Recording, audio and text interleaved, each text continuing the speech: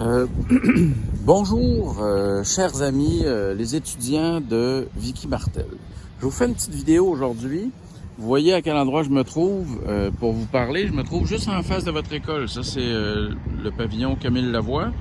Moi, mon école, l'endroit où je travaille, c'est cette école-là. C'est le cégep qui est juste en face de chez vous.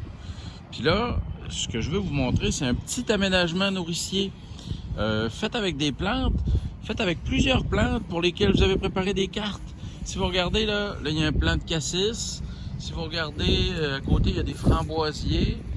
Il y a des plants de fraises. Vous voyez comment que les feuilles encore sont vertes, hein, même s'il y a eu du gros froid. Les fraises, ils résistent bien, eux autres sont faites pour vivre ici.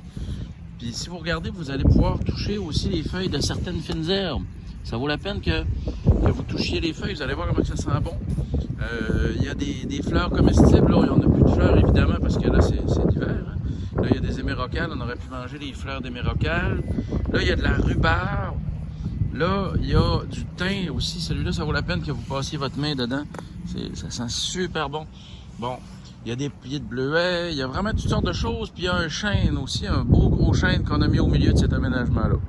Ça, c'est un petit exemple de petite forêt nourricière qui pour l'instant, n'a pas l'air d'une forêt parce que les arbres sont tout petits. Mais ce qu'il faut savoir, là, c'est que tous les arbres dont vous faites la carte, tous ces arbres-là, ils ont commencé par être des plantes tout petites. Puis là, je vous donne des exemples d'arbres qui ont commencé par être des plantes tout petites de 1 ou 2 cm de haut. Ben ça, regardez, c'est un chêne. Puis ce chêne-là, il produit des glands qui peuvent être comestibles. Ça aussi, c'en est un. Fait que si vous vous promenez sur le terrain du collège, vous allez en voir plein. Des arbres super intéressants. Puis, il y en a qui ont été plantés par... Ah non, c'est pas un chêne. C'est pas un chêne. Je suis pas certain de l'identité de cet arbre-là. Celui-là, je suis pas certain que c'est un... Non, c'est pas un chêne. Il va falloir que vous m'aidiez à l'identifier. Si vous allez un peu par là, vous allez trouver des petits arbres de pommettes aussi, où il y a encore des pommettes sur les branches. Les pommettes, ils continuent d'être bonnes, même si on gelé puis si on séché sur l'arbre. Ça vous donne des exemples qui montrent que même autour de nous, même sans planter des arbres, bien, on peut déjà voir certains des arbres pour lesquels vous avez fait des cartes. Puis en plus, bien, on pourrait en mettre sur le terrain de votre école. Si vous regardez là-bas, là c'est le petit aménagement que je vous montrais tout à l'heure. Si vous regardez là-bas au coin de l'école, il y a des cèdres.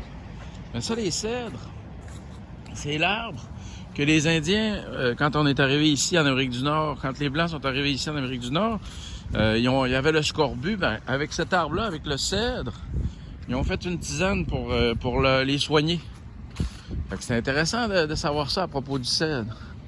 Vous voyez, il y a encore un autre arbre qui a été installé là par la ville. Ah, tiens, ça, c'est un tilleul.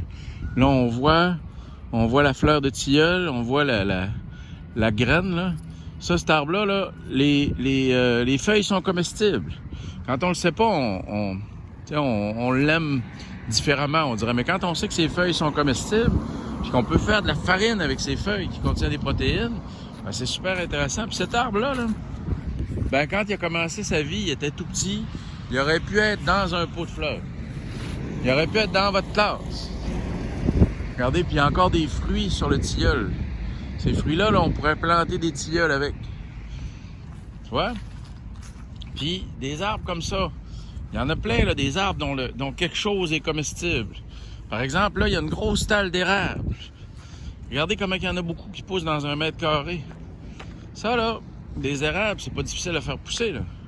Ici, on a des érables argentés.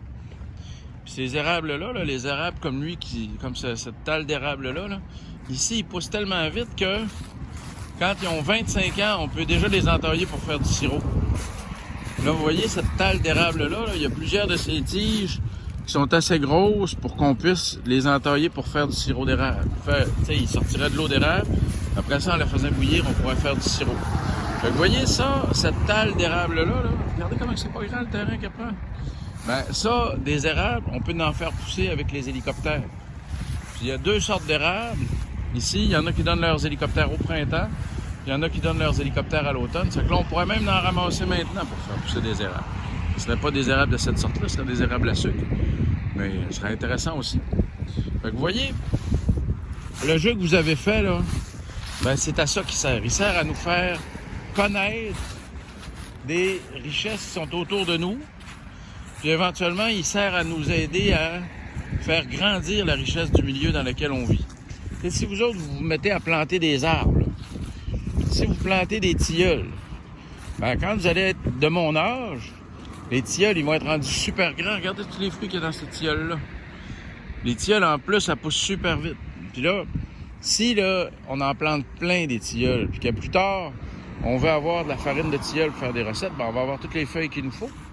Vous voyez, c'est un peu pour ça qu'on a planté des petites forêts nourricières un peu partout.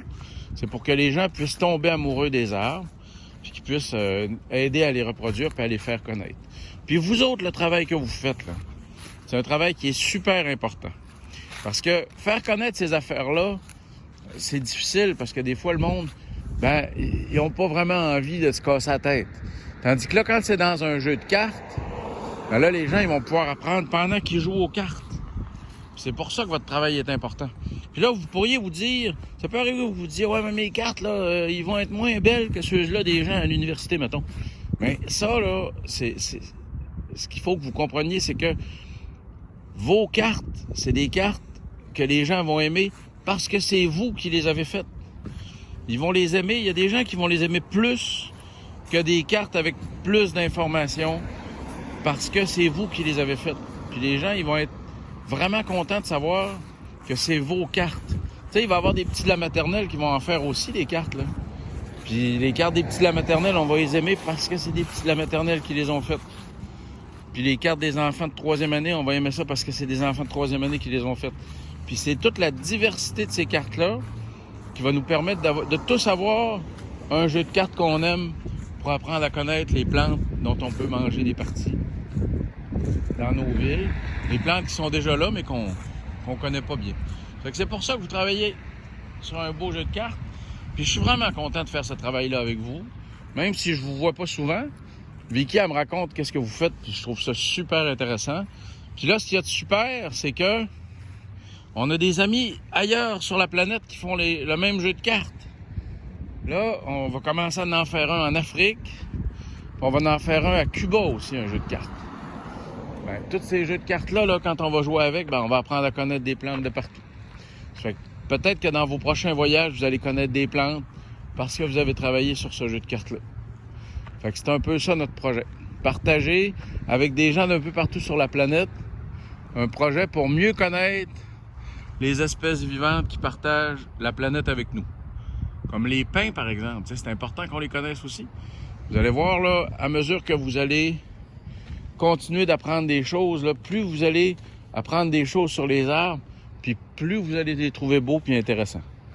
Fait que je vous souhaite une bonne journée. J'ai hâte de vous parler. Salut, à bientôt!